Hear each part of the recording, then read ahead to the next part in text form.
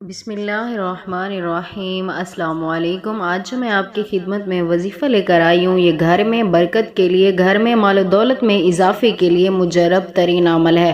اگر آپ کے گھر میں بھی پیسوں کی کمی ہے، مال و دولت کی کمی ہے، غربت ہے، آپ کے گھر میں کوئی بھی آپ کا ذریعہ معاش نہیں ہے، یا آپ بزنس کرتے ہیں اس میں آپ کی ترقی نہیں ہے، یا آپ کے پاس نوکری نہیں ہے، تو آپ تب بھی یہ عمل کر سکتے ہیں۔ یعنی آپ کے گھر کی کوئی بھی عورت یہ عمل کر لے، انشاءاللہ تعالی گھر کے ہر فرد کی ہر پریشانی مال و دولت کے حوالے سے سب دور ہو جائے گی۔ گھر میں برکت لانے میں گھر کی عورت کا بہت بڑا ہاتھ ہوتا ہے۔ اکثر عورتیں ایسی غلطیاں کر جاتی ہیں جن کی وجہ سے اللہ پاک ان کے گھر پر رزق کی برسات بند کر دیتے ہیں۔ تو گھر کی عورت اگر یہ ایک عمل کر لے تو اگر اس کے گھر میں جتنی بھی غربت ہوگی تو اللہ پاک اس کے گھر پر رزق کی برسات کر دیں گے۔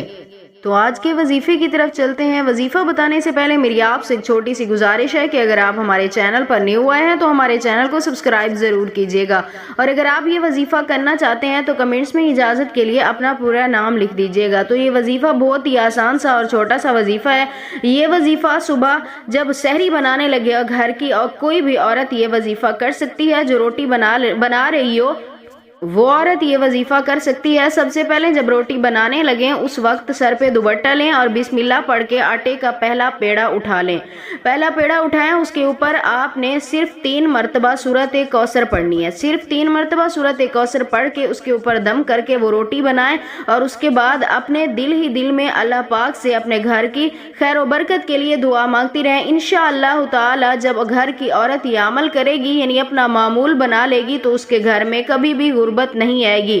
تو یہ تھی میری آج کی ویڈیو۔ اگر آپ کو پسند آئی ہو تو میری ویڈیو کو لائک کریں، شیئر کریں اور چینل کو ضرور سبسکرائب کیجیے گا۔ پھر ملیں گے ایسی کسی اچھی ویڈیو کے ساتھ، تب تک کے لیے اپنا خیال رکھیں، ہمیں دعاؤں میں ضرور یاد رکھیے گا۔ اللہ حافظ۔